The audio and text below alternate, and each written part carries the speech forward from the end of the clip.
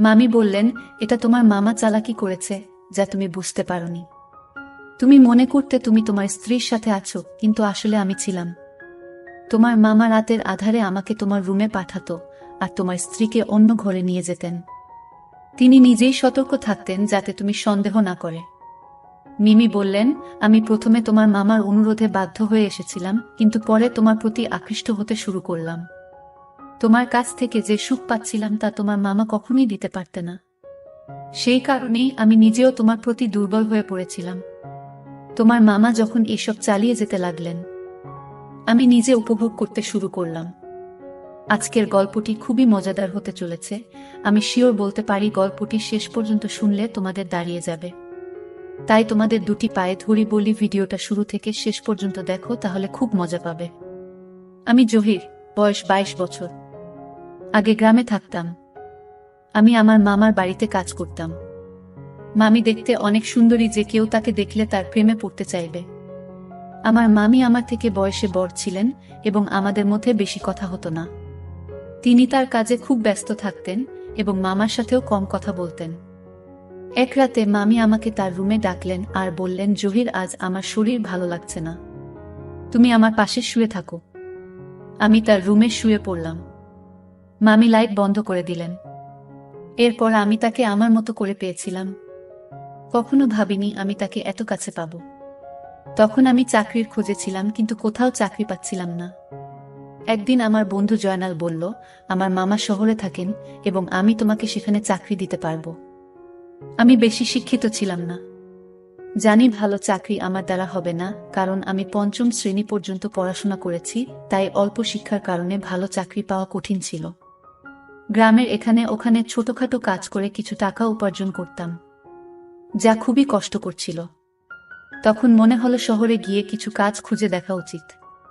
একদিন আমার বন্ধুর দেয়া একটি ঠিকানায় গেলাম যা তার মামার বাড়ির ছিল।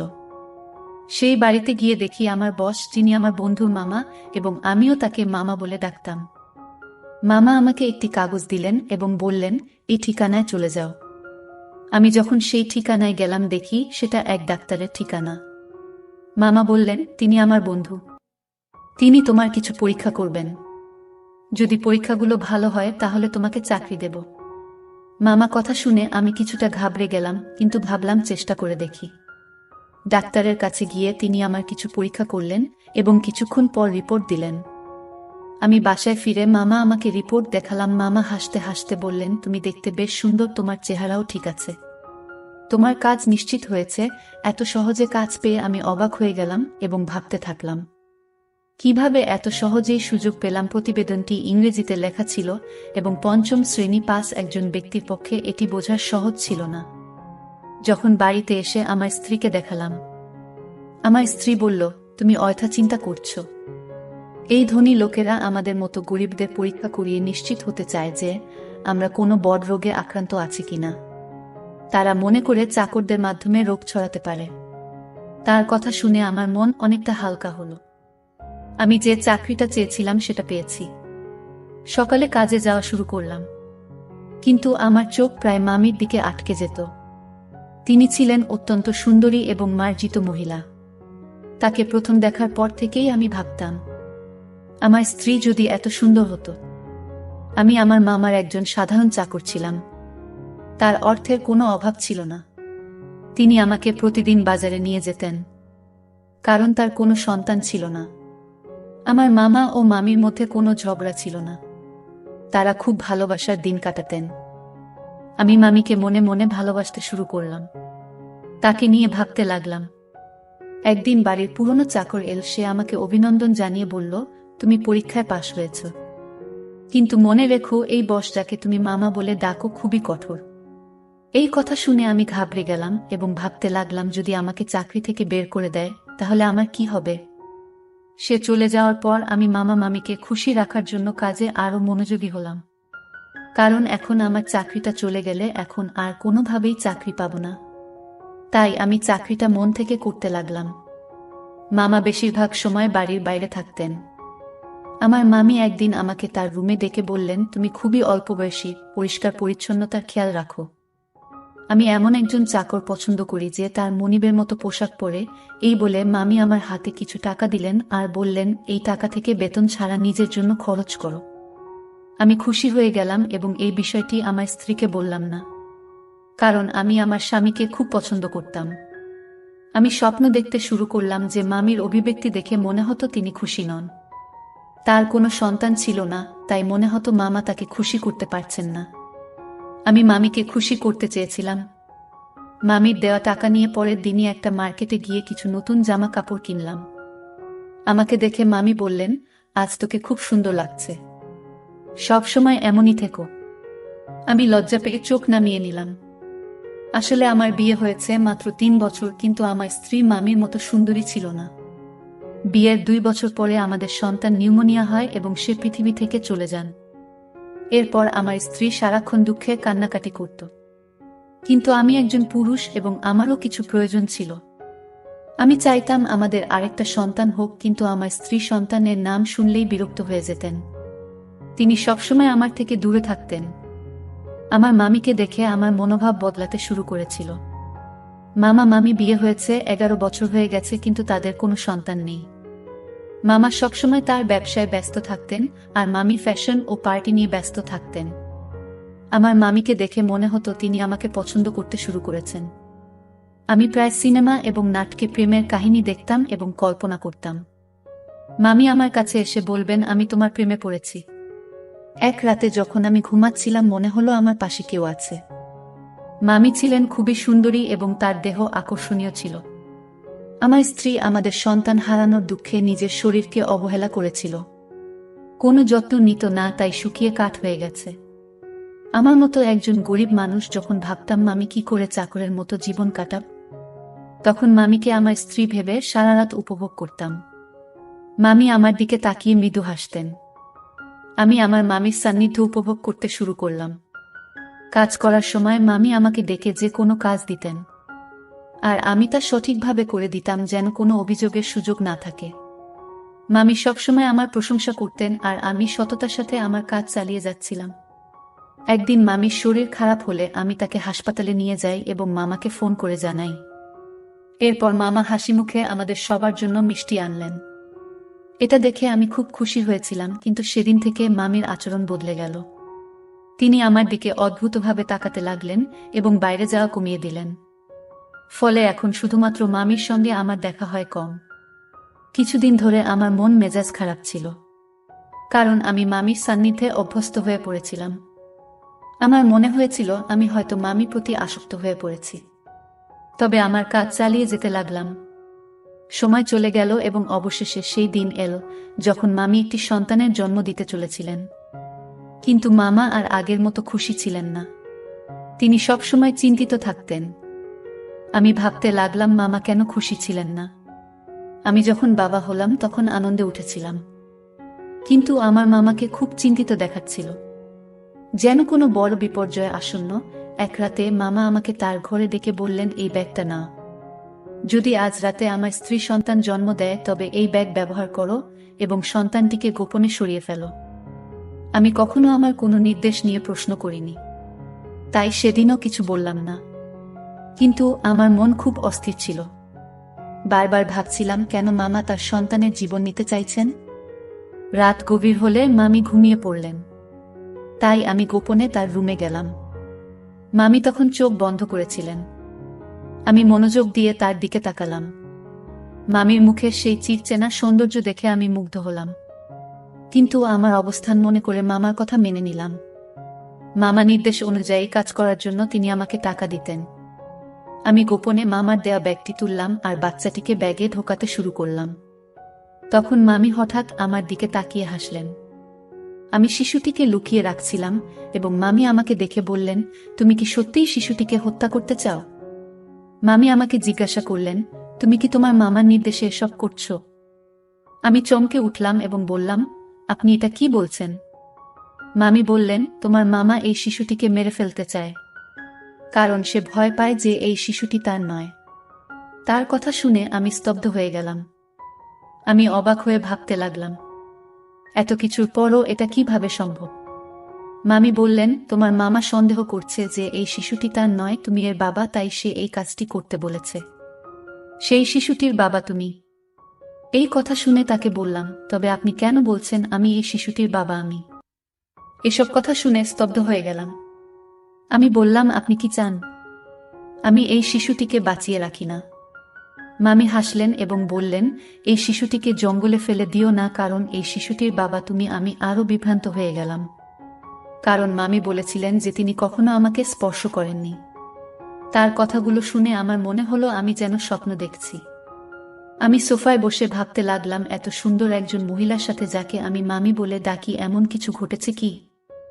আমি মামিকে জিজ্ঞেস করলাম, আপনি এত সুন্দরী, কিন্তু কেন এমন করলেন? মামি বললেন, আমি খুব সুন্দরী, কিন্তু আমার পরিবার খুব গরিব ছিল, তাই আমি তোমার মামার সাথে দেখা করতে এসেছিলাম।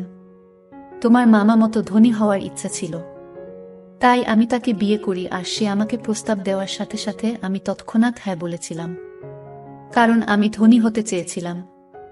আমার বাবা মা ও তোমার মামার সাথে বিয়ে দিতে রাজি হয়েছিলেন, কিন্তু বিয়ের কিছুদিন পরেই জানতে পারলাম তোমার মামার সন্তান হওয়ার সামর্থ্য নেই। অনেক চিকিৎসা করানোর পরও কোনো ডাক্তার তাকে সুস্থ করতে পারেনি। তিনি মা হতে চেয়েছিলেন এবং এর জন্য তিনি যা করতে প্রস্তুত ছিলেন। তারপর তিনি তার চাকরির মাধ্যমে একটি অদ্ভুত পরিকল্পনা তৈরি করেছিলেন। তাই তিনি সবসময় চাকরদের নিয়োগের আগে পরীক্ষা করাতেন। তোমার মামা তোমার মাধ্যমে তার পরিকল্পনা সফল করতে চেয়েছিলেন। মামি বললেন, এই শিশুটি তোমারই সন্তান এবং তিনি চান না যে এটি প্রকাশ্যে আসুক। তিনি শুধু জানতে চেয়েছিলেন তিনি বাবা হতে সক্ষম কিনা। তাই আমাকে চাকরের সাথে ঘুমাতে বলেছিলেন। মামির এই কথা শুনে আমি আরও হতবাক হয়ে গেলাম এবং কিছু বলতে পারলাম না। তিনি বলতে লাগলেন, তোমার মামা আমার জন্য অনেক চাকর নিযুক্ত করেছিলেন, কিন্তু আমি যাকে ভালোবাসার যোগ্য মনে করতাম তাকে গ্রহণ করতাম। আমরা অনেক চাকর বদল করেছি, কিন্তু তোমাকে প্রথম উপযুক্ত মনে হয়েছিল। প্রথম দেখাতেই তোমার প্রতি আমার আকর্ষণ জন্মায়। আমি অবাক হয়ে বললাম, আপনি কখন আমার কাছে এসেছিলেন? মামি হাসলেন এবং বললেন, তোমার মামা এমন পরিকল্পনা করেছেন যে তুমি বুঝতে পারোনি। তুমি মনে করতে তুমি তোমার স্ত্রীর সাথে আছো, কিন্তু আসলে আমি ছিলাম। তোমার মামা রাতের আধারে আমাকে তোমার রুমে পাঠাতেন এবং তোমার স্ত্রীকে অন্য ঘরে অজ্ঞান করে রেখে দিতেন। তিনি নিজেই পাহারা দিতেন যাতে কেউ সন্দেহ না করে। আমি বললেন, আমি প্রথমে বাধ্য হয়ে এসেছিলাম, কিন্তু পরে তোমার প্রতি আকৃষ্ট হতে শুরু করলাম। তোমার কাছ থেকে যে সুখ পাচ্ছিলাম তা তোমার মামা কখনোই দিতে পারতেন না। সেই কারণেই আমি নিজেও তোমার প্রতি দুর্বল হয়ে পড়েছিলাম। তোমার মামা যখন এই পরিকল্পনা চালিয়ে যেতে লাগলেন, আমি নিজে উপভোগ করতে শুরু করলাম।